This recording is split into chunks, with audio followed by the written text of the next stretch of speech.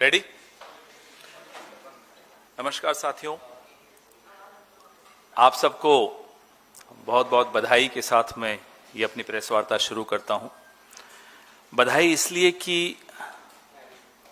हमें अनुमति मिल गई है भारत को अमेरिका द्वारा कि हम 30 दिन के लिए रूस से तेल खरीद सकते हैं, लाइसेंस मिला। बहुत बहुत बधाई हो, एक ऐतिहासिक दिन है। हम बहुत अरसे से कह रहे हैं, हमारा नेतृत्व बहुत अरसे से कह रहा है, अलग अलग मंचों से कह रहे हैं कि भारत का प्रधानमंत्री अमेरिका और इजराइल के हाथ की कठपुतली बन चुका है। रोज सबूत आ रहे हैं, हमारे कहने की भी जरूरत नहीं है, आपको रोज सबूत मिलते हैं। कभी अमेरिका से मिलता है, कभी इजराइल से मिलता है, कभी सेवा तीर्थ से मिलता है, लेकिन मिलता है। कई बार तो दिन में 2-2, 3-3, 4-4 बार सबूत मिलते हैं कि किस तरह की गुलामी भारत का प्रधानमंत्री आज कर रहा है। हमने कल भी जो प्रेस वार्ता की थी उसमें यह मुद्दा उठाया था कि भारत, रशिया तो तैयार है तेल देने को, रशिया के स्टेटमेंट आ चुके हैं कि हम भारत को भी तेल देने को तैयार हैं। भैया एक सेकंड, कि हम तैयार हैं, लेकिन कल हमने ये मुद्दा उठाया, ये सवाल उठाया कि क्या आप इंतजार कर रहे हैं अमेरिका की अनुमति की? हरदीप पुरी जी को हमने कल यहां से आह्वान किया कि आप बता दीजिए, जब रशिया तैयार है तेल देने को, हम तेल लगातार रशिया से लेते आए हैं, हमें वो सूट भी करता है, कीमतें भी हमें सूट करती हैं, हमारा रिश्ता भी है, तो अब आप किस चीज की इंतजार कर रहे हैं? उसका जवाब आज आया। कल जब हमारी प्रेस वार्ता हुई तो जो 28 फरवरी से सरकार चुप थी, सो रही थी, अचानक अपनी कटती हुई नाक देखते हुए अचानक जागी। और हमारे साथी हैं एएनआई वाले, उनके ट्वीट हमने देखे, सोर्स बेस्ड। सोर्सेस कह रहे हैं कि भारत की जो एनर्जी नीड्स हैं वो सिक्योर हैं, सुरक्षित हैं। सोर्सेस कह रहे हैं, वो सोर्सेस कौन है हमें नहीं मालूम। वही स्टेटमेंट आगे बोलता है, ऑस्ट्रेलिया, कनाडा से हम तेल खरीद सकते हैं, सोर्सेस। फिर कहता है वही स्टेटमेंट कि यूएई और यूएस से भी बातचीत चल रही है, सोर्सेस। फिर उसी सोर्स ने अगला स्टेटमेंट दिया कि हम इंटरनेशनल एनर्जी एजेंसी आईईए और OPEC, organization of the petroleum exporting countries से भी बातचीत कर रहे हैं, तीसरा स्टेटमेंट। चौथा स्टेटमेंट कि हमारे पास कहीं डरने की, घबराने की कोई आवश्यकता नहीं है, हमने अपने आप को पूरी तरह से सुरक्षित कर दिया है, हमारी एनर्जी रिक्वायरमेंट्स को हमने सुरक्षित कर दिया। इस पूरे स्टेटमेंट में जो सोर्सेस का था, रशिया का नाम नहीं था। क्यों नहीं था? सोचिए। क्योंकि जब यह स्टेटमेंट हमारी प्रेस कॉन्फ्रेंस के जवाब में बनाया जा रहा था, तब अमेरिका में रात थी, अमेरिका सो रहा था। उनके जागे बगैर, उनसे अनुमति लिए बगैर रशिया शब्द हम कैसे लिख सकते थे? अमेरिका जागा, हम और आप सो रहे थे, हरदीप पुरी जाग रहे थे। हरदीप पुरी आज से नहीं रात को जागते हैं और दिन को सोते हैं। हरदीप पुरी 2014 से दिन में सोते हैं, रात को जागते हैं। वो अमेरिका के टाइम जोन में अपने आप को हमेशा महसूस करते हैं। वो एप्स्टीन के आइलैंड में हो, कहां हो हमें नहीं मालूम, लेकिन जब भी जहां भी होते हैं वो दिन में सोते हैं, रात को जागते हैं। ये साबित हो गया क्योंकि आज सुबह जो कल हमने चुनौती हरदीप पुरी को दी थी कि जवाब दीजिए, रशिया से आप तेल लेंगे या नहीं लेंगे, जवाब हरदीप पुरी से नहीं आया, क्योंकि उनके आका ने जवाब दे दिया। उनके आका ने आज हमें लाइसेंस दे दिया। ये लाइसेंस देने का जो अधिकार है भारत में, वो किसको है? Director general foreign trade, DGFT, वो था कल तक, वो अधिकार अब वॉशिंगटन DC को चला गया. They are giving us a license for 30 days. It's not just a license, it's a waiver. Waiver कहां दिया जाता है? वेवर वहां दिया जाता है जहां रेस्ट्रिक्शन डाली जाती है. और अभी ट्रेड डील पे हस्ताक्षर नहीं हुए हैं, लेकिन ट्रेड डील लागू हो गई. राहुल गांधी जी ने चुनौती दी प्रधानमंत्री को और कहा कि अभी वक्त है. अमेरिका के सुप्रीम कोर्ट ने ट्रेड डील के खिलाफ या टैरिफ्स के खिलाफ एक ऑर्डर पारित किया है. अब आप ट्रेड डील पे हस्ताक्षर मत कीजिए और पलट जाइए, छोड़ दीजिए इस ट्रेड डील को. नहीं, ट्रेड डील से पीछे हटने की हिम्मत नरेंद्र मोदी नहीं कर सकते. बिना हस्ताक्षर किए हुए ट्रेड डील की शर्तें हम पर लागू हो गई, रेस्ट्रिक्शंस हम पर लागू हो गए. वेवर की भीख हम मांगते हैं, हमें वेवर की भीख मिल जाती है. 30 दिन के वेवर की भीख मिल जाती है. अंग्रेजी में इसको क्या क्या कह सकते हैं? Client state, vassal state, puppet state, banana republic, a tin pot state. You choose. The way we are behaving is one of these. इसके अलावा और कुछ नहीं हमारी औकात. यह हमारी औकात कर दी नरेंद्र मोदी जी ने, हरदीप पुरी जी ने. और ये कोई पहली बार नहीं हो रहा है. जरा वीडियो 1 प्ले कीजिए. ये मैं आपको जो वीडियो चला रहा हूं, मार्को रूबियो का वीडियो है. 14 फरवरी 2026 म्यूनिक सिक्योरिटी कॉन्फ्रेंस. यहां जयशंकर जी बैठे थे. Before the end of the Second World War, the West had been expanding. Its missionaries, its pilgrims, its soldiers, its explorers pouring out from its shores to cross oceans, settle new continents, build vast empires extending out across the globe. But in 1945, for the first time since the age of Columbus, it was contracting. The great Western empires had entered into terminal decline, accelerated by godless communist revolutions and by anti-colonial uprisings that would transform the world and drape the red hammer and sickle across vast swaths of the map in the years to come. Against that backdrop, then as now, many came to believe that the West's age of dominance had come to an end. We in America have no interest in being polite and orderly caretakers of the West's managed decline. Armies fight for a way of life. And that is what we are defending.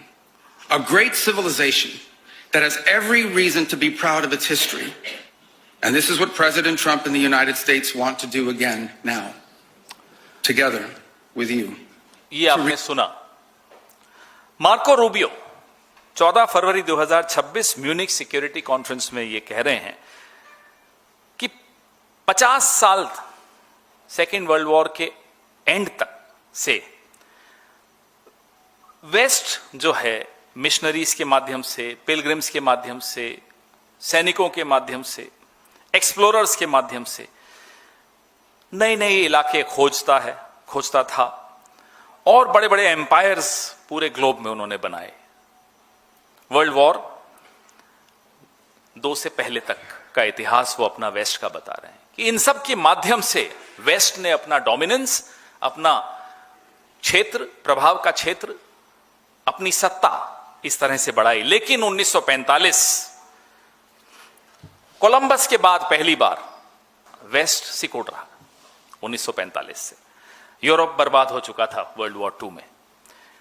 लेकिन ये कहते हैं कि वो सपना हमने छोड़ा नहीं है. जयशंकर सुन रहे हैं. जयशंकर ने कोई एक शब्द नहीं बोला इसके खिलाफ. उपनिवेशवाद का सपना जीवित है और डोनाल्ड ट्रंप के नेतृत्व में हम उस सपने को पूरा करने जा रहे हैं. ये मार्को रूबियो ने 14 फरवरी वैलेंटाइन डे के दिन 2026 जयशंकर जी की उपस्थिति में ये बोला, जो मैंने आपको अभी सुनाया. ये वीडियो मैं आपको भेज रहा हूं. ये मैंने आपको ये पहला वीडियो इसलिए सुनाया कि एक सिलसिला है, उस सिलसिले में एक कड़ी और जुड़ी है.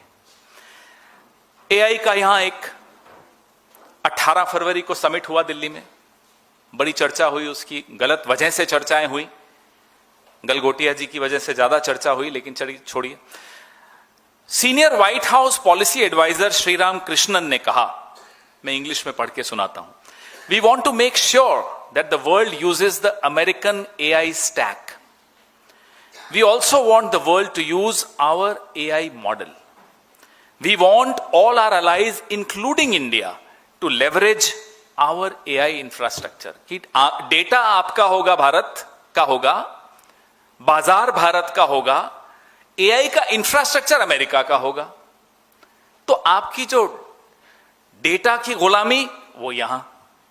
उससे पहले मार्को रूबियो ने आपको पूरी अपनी गुलामी की बता दी कि साहब ये फ्रेमवर्क है, ये ब्लूप्रिंट है आपकी गुलामी की. क्योंकि उपनिवेशवाद जिसके खिलाफ पंडित जवाहरलाल नेहरू ने दशकों की लड़ाई लड़ी और भारत ने इस लड़ाई का नेतृत्व पूरे विश्व में किया, उस उपनिवेशवाद को ट्रंप आगे लेकर जाएंगे, ये जयशंकर चुपचाप सुनकर आ गए. फिर मैंने आपको अभी Shriram Krishnan senior White House policy adviser का भाषण का बताया. जरा दूसरा वीडियो चलाइए. ये रायसीना डायलॉग 2026, रोकना अभी मत, जब बोलूं तब चलाइए. रायसीना डायलॉग यानी कि कल 5 मार्च 2026 को US deputy secretary of state Christopher Landau. चलाइए साहब. Excited about the trade deal Volume. that is almost at the finish line now, and think that can be the basis for really unlocking almost limitless potential. And so we are very much excited on focusing with India on these economic and commercial opportunities. And so, but again, India should understand that we're not going to make the same mistakes with India that we made with China 20 years ago in terms of saying, we're going to let you, be able to develop all these markets, and then the next thing we know, you're beating us in a lot of commercial things. We're going to make sure that whatever we do is fair to our people, because ultimately we have to be accountable to our own people, just as the government of India has to be accountable to its. अब ये बड़ा ध्यान से सुनिए. ये कहते हैं US deputy secretary of state Christopher Landau कल रायसीना डायलॉग, जिसको हमारे जयशंकर जी बहुत महत्व देते हैं, सरकार भी महत्व देती है, कल प्रधानमंत्री खुद यहां थे. जिस दिन जिस प्लेटफॉर्म पे नरेंद्र मोदी खुद गए हों, उस प्लेटफॉर्म पे क्या बोला गया मैं अब आपको बताता हूं फिर से. We are excited about the trade deal that is almost at the finish line now, and I think that can be the basis for really unlocking almost limitless potential. We are very excited about focusing on India and these economic and commercial opportunities. यहां तक तो ठीक है साहब, but घर में घुस के मारने का मैं आपको उदाहरण दे रहा हूं, जिन्होंने हमारे घर में घुस के कल हमें मारा. But India should understand that we are not going to make the same mistakes with India that we made with China 20 years ago, in terms of saying we are going to let you be able to develop all these markets, and then the next thing we know you are beating us in a lot of commercial things. कि भारत को यह समझ लेना चाहिए कि जो गलतियां America ने यानी कि हमने, इन्होंने चीन के साथ की थी 20 साल पहले, वो हमारे साथ नहीं करेंगे. यानी कि चीन के साथ क्या गलतियां की थी कि उनको आगे बढ़ने दिया, उनकी टेक्नोलॉजी को फिर और उनके मार्केट को. फिर चीन ने अपना ही एक तरह से खुद अपना फायदा कर लिया, अपने मार्केट्स के माध्यम से, अपनी टेक्नोलॉजी के माध्यम से, अपने चीप लेबर के माध्यम से. हम ये गलती भारत में नहीं दोहराएंगे. अगली लाइन और खतरनाक है. अगली लाइन है, we are going to make sure that whatever we do is fair to our people, because ultimately we have to be accountable to our own people.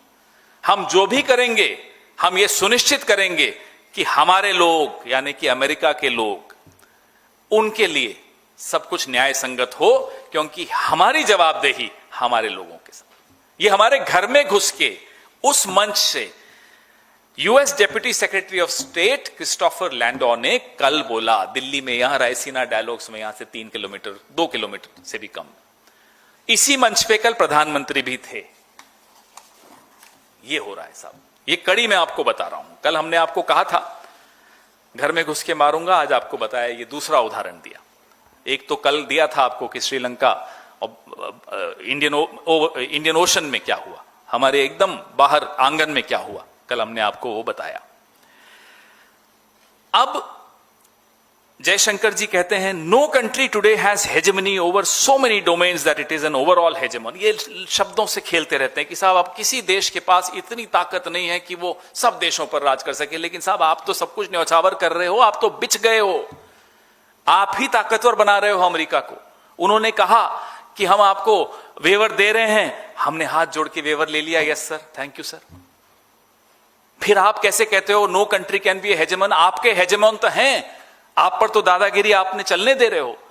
अब वो बहू को घर जाना होता है मायके, तो ससुराल से अनुमति लेती है ना कि मैं चली जाऊं, बोले हाँ चले जाओ। ये हमने कल किया, हमने अनुमति ली, क्या हम तेल ले लें रशिया से, हमें मिल गई अनुमति। और इससे पहले कि मैं एक अंतिम वीडियो चलाऊं, मैं मोदी जी का एक वीडियो चलाना चाहता हूं, उनके बगैर ये कहानी अधूरी रहती है। ऊंचा करना पड़ेगा, लेकिन इंटरनेशनल प्रेशर है, उसका भी तो ख्याल रखना पड़ेगा सरकार को। इंटरनेशनल प्रेशर पैदा करने की ताकत आज हिंदुस्तान में 100 करोड़ का देश है। पूरी दुनिया पे प्रेशर हम पैदा कर सकते हैं जी, कोई हम पर कैसे प्रेशर पैदा करे? ये उल्टी गंगा क्यों चली? मैं एक थे नरेंद्र मोदी, आज माफ कीजिएगा एप्स्टीन के गैंग्स के हाथों में खेल रहे हैं। आज बोल के दिखा दें, आज आंखें ऊपर नहीं उठती, जाके बाबुल से नजरें मिलाऊं कैसे, घर जाऊं कैसे, ये हालत हो गई। इतनी गुलामी, इतना डर, इतने सहमे हुए, आज बोल के दिखा दें। लफाजी करना बहुत आसान था तब जब हमारे खिलाफ बोलते थे, लेकिन हमने भारत का सर कभी नहीं झुकने दिया, हम दावे के साथ कह सकते हैं। बार बार इंदिरा जी का उदाहरण तो अब लोग बोलते हैं 1971 का, और यहां भीख मिल रही है हमें 30 दिन की और हम ले रहे हैं। अरे क्यों, जूते के नोक पे रखना चाहिए साहब, हमें नहीं चाहिए आपका वेवर, हम लेंगे जहां से हमें लेना होगा। कोई साइन नहीं हुई है ट्रेड डील अभी, किस बात का डर है? एप्स्टीन का डर है। हमारे हरदीप पुरी तो अभी ऑफिस की फाइलें भी उठाते हैं तो उन्हें अपने मन में एप्स्टीन की फाइल्स याद आती हैं और फिर वहीं फाइलें रख देते हैं, जो अमेरिका कहता है वो करते हैं। क्या ऐसी सरकार, ऐसा प्रधानमंत्री, ऐसा कैबिनेट भारत के साथ न्याय कर सकता है? यह सवाल मैं आपसे पूछता हूं। Can they do justice a cabinet which is compromised, a prime minister who is compromised? Can they do justice with you and me, with India, with Indians? Rahul ji का एक बहुत ऐतिहासिक वीडियो हो गया है, आज ही चलाइए। Now the United States will decide who we buy oil from. Yes. The United States will come to us and say you cannot buy oil from so and so and so and so and so and so. Russia, Iran, whoever they want, they will decide. Our Prime Minister will not decide. Please understand, and they will monitor. They will keep a watch, meaning they will look, and if India buys oil from anyone they do not want, they will punish us. ये पिछले सत्र में राहुल जी ने कहा, अभी वो सत्र की कंटिन्यूएशन शुरू होने वाली 9 तारीख को, उनकी बात फिर एक बार सही साबित हुई। माफ कीजिएगा, जो दिन में सोता हो और रात को जागता हो उसको तो हम उल्लू कहते हैं ना। एप्स्टीन के उल्लू हमारी सरकार में बैठे हैं। ये भारत विरोधी लोग हैं, ये भारत के हितों के साथ समझौता कर रहे हैं। इनसे सवाल पूछिए, इनको बच के मत जाने दीजिए। आपके सवाल।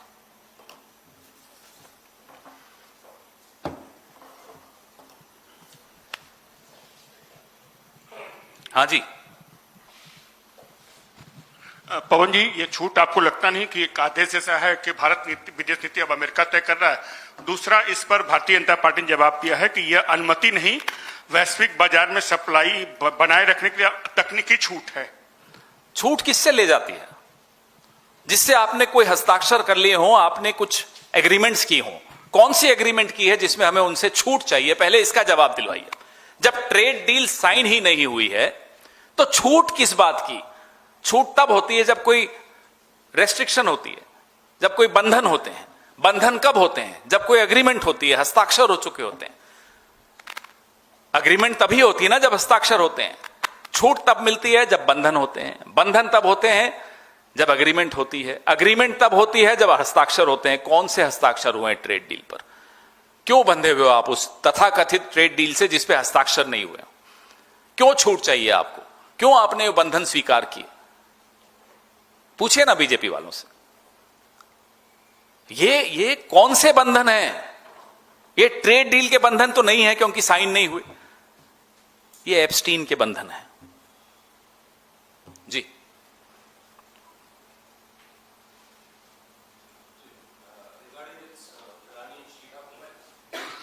Regarding the Iranian ship incident in the Indian Ocean region, how do you see how did Sri Lankan government react to that? Do you see it as a welcoming step? Well, despite the fact that the Sri Lankan Navy is definitely not superior to the Indian Navy, Indian Navy is definitely far more superior than the Navy of our neighbors, including that of Sri Lanka. Yet, Sri Lanka acted promptly is what the news reports say. Yet, India failed to protect its guest, unarmed guest, in the waters of Indian Ocean, barely a few kilometers away. We can actually say in our strategic courtyard, front yard, backyard, whatever you wish to say. We are looked upon by our neighbors and also by the world at large to possess the technical ability to monitor what's going on in the Indian Ocean. Weren't we aware of the presence of a nuclear submarine in our neighborhood? Our guest, our unarmed guest, got destroyed by America. We kept quiet. That's the history. That's how history will be written. I don't want to compare two countries. We belong to India. We have to talk about India. We must talk about India. But our government has not acted in the way India would have acted, in the way any other government would have acted. And it's a shame for all of us. Pawan sir, इस तरफ से sir, कल विक्रम मिस्री जो भारत के विदेश सचिव हैं वो गए ईरानियन एम्बेसी और वहां पर उन्होंने कॉन्डोलेंसेस बुक में साइन किया ईरान के सुप्रीम लीडर अयतुल्ला अली खामनेई के लिए। फॉरेन मिनिस्ट्री और गवर्नमेंट ऑफ इंडिया की तरफ से किसी का भी अभी तक उस पर जवाब नहीं आया था, उन्होंने कंडोल नहीं किया था डेथ उनकी। और इससे पहले हम लोगों ने देखा है कि एस जयशंकर हर बार किसी भी राष्ट्र के जब हेड की डेथ होती है तो वो जाकर साइन करते हैं कंडोलेंस बुक। तो इस बार ये चेंज आखिर क्यों है? कुछ महीनों पहले जब ईरान के राष्ट्रपति की मृत्यु हुई थी तब एस जयशंकर खुद गए थे और होता भी यही है। खास तौर पे तब जब हमारे रिश्ते बहुत ऐतिहासिक हों, बहुत सामरिक हों, आर्थिक रूप से भी हों, सांस्कृतिक रिश्ते भी हों, बहुत गहरे रिश्ते हों, उन रिश्तों की जड़ें बहुत गहरी हों। कल ऐसा नहीं हुआ। कल भी एक कब हुआ जब हम लोगों ने, विपक्ष ने एक पूरा प्रेशर बनाया, हमने लगातार सवाल उठाए सरकार पर। आप एक शोक का एक शब्द नहीं बोल पा रहे, क्यों? प्रधानमंत्री की तरफ से अभी तक कुछ नहीं आया। एस जयशंकर चुप है। एक अफसर को जरूर भेजा इन्होंने हमारी प्रेस वार्ता के कुछ घंटों बाद, लेकिन पूरा विश्व ये देख रहा है कि भारत कैसे लड़खड़ा रहा है, भारत की विदेश नीति कैसे लड़खड़ा रही है। माइक देना। सर, जैसा कि प्रेजेंट सिनेरियो में दिख रहा है, वेनेजुएला पर अमेरिका ने कब्जा कर ही लिया है, ईरान जंग हार रहा है, और अगर आने वाले समय में ईरान जंग हार जाता है और उसके ऊपर भी अमेरिका कब्जा हो जाता है तो भारत का जो चाबहार पोर्ट है उसका क्या होगा? और जो अभी 30 दिन के लिए पेट्रोल रशिया से लेने की इजाजत जैसा आप बता रहे हैं मिली है, तो अगर वो इजाजत आगे नहीं मिलती तब तो पेट्रोल पर भी, कच्चे तेल पर भी अमेरिका का एक छत्र राज होगा और हमें यकीनन महंगे दामों पर ये तेल मिलेगा। तो अर्थव्यवस्था जो है हमारी जिस गति में अभी चल रही है, क्या आगे उस पर कैसा असर पड़ेगा? जो आप सवाल पूछ रहे हैं बहुत सही वाजिब सवाल है। कल हमने पूरी आंकड़ों के साथ ये चर्चा की थी कि जिस दिशा में ये जंग जा रहा है और जिस दिशा में भारत की विदेश नीति जा रही है, हमारे हर घर में गैस सिलेंडर से लेकर हमारी गाड़ियों के तेल तक और उसके बाद खाद्य सामग्री तक पे बहुत भारी चोट होने वाली है। एलएनजी, एलपीजी के बारे में हमने कल आंकड़े दिए, किसानों के बारे में हमने आंकड़े दिए कि फर्टिलाइजर और यूरिया पे इसका क्या प्रभाव पड़ेगा। तो कुल मिलाकर पूरी अर्थव्यवस्था बहुत बुरी तरह से चरमराने वाली है। ना केवल देश की अर्थव्यवस्था, हर घर की, हर व्यक्ति की आर्थिक स्थिति पे एक बहुत बड़े काले संकट के बादल छा गए हैं और उसमें गलती हमारी बहुत बड़ी रही है। जिम्मेदारी सीधी सीधी सरकार की है। सर, जो ये पूरा सिनेरियो हुआ है, आप लोग लगातार विदेश नीति पे सवाल भी खड़े कर रहे हैं और सरकार से जवाब भी मांग रहे हैं। अगले हफ्ते से संसद का सत्र शुरू होने वाला है। इससे पहले भी आप लोगों ने सरकार को घेरा था, तो क्या कांग्रेस पार्टी इस मुद्दे को आगामी संसद के सत्र में उठाएगी और मांग करेगी? हमारा ये कर्तव्य है, हमें उठाना है, हम उठाएंगे, क्यों नहीं उठाएंगे। ये ऐसा मुद्दा है जो मैंने आपको अभी इनके जवाब में कहा कि हर व्यक्ति की आर्थिक स्थिति पर प्रश्न चिन्ह खड़ा हो गया है। देश की आर्थिक स्थिति पर, ना केवल आर्थिक स्थिति, सबसे महत्वपूर्ण है आर्थिक स्थिति, इसमें कोई शक की बात नहीं, लेकिन जो हमारे पुराने रिश्ते और सैकड़ों हजारों साल के रिश्ते इस देश के, एक इस सभ्यता के दूसरी सभ्यता के साथ, ईरान के साथ, उसको एक व्यक्ति की गुलामी ने, एक व्यक्ति के डर ने यह हालत कर दी हमारी कि हमें एक शब्द निंदा का नहीं निकल रहा इजराइल और अमेरिका के खिलाफ, कि हमारे मुंह से एक शब्द शोक का नहीं निकलता ईरान के जो धार्मिक गुरु भी हैं, राष्ट्राध्यक्ष भी रहे हैं, आयतुल्लाह खामेनेई की हत्या के खिलाफ। और सीधे सीधे हत्या थी, सीधे सीधे इजराइल और अमेरिका के हाथों हत्या हुई, सीधे सीधे गैर कानूनी युद्ध चल रहा है। हम एक शब्द नहीं बोल पा रहे। भारत ने अपनी स्टैंडिंग, अपनी छवि, अपना पद, अपना स्थान जो विश्व में है था, वो बहुत बुरी तरह से गिरा दिया।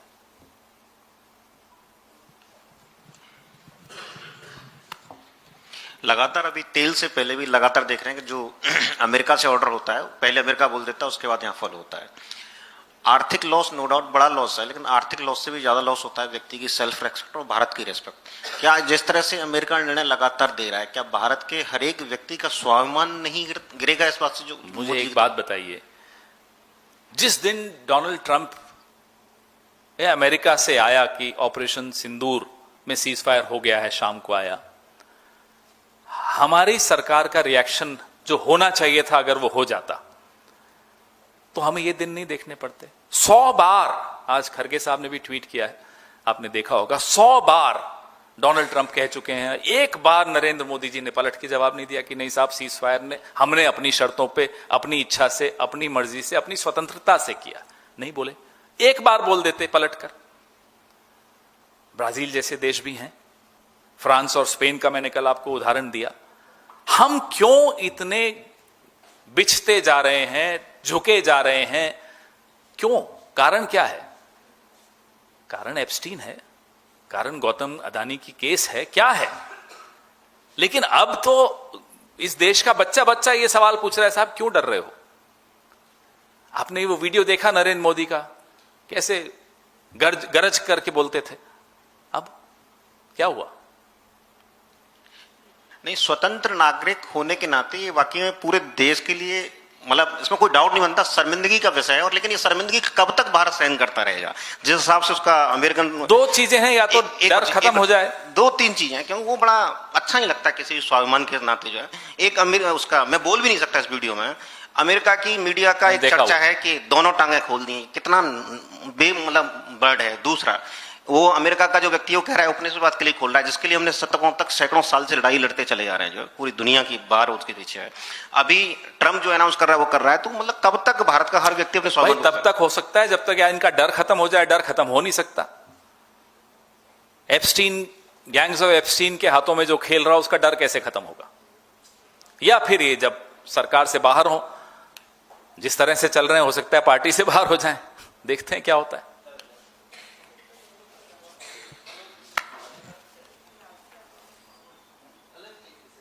बस लास्ट है, उसके बाद में कुछ जाना है तो।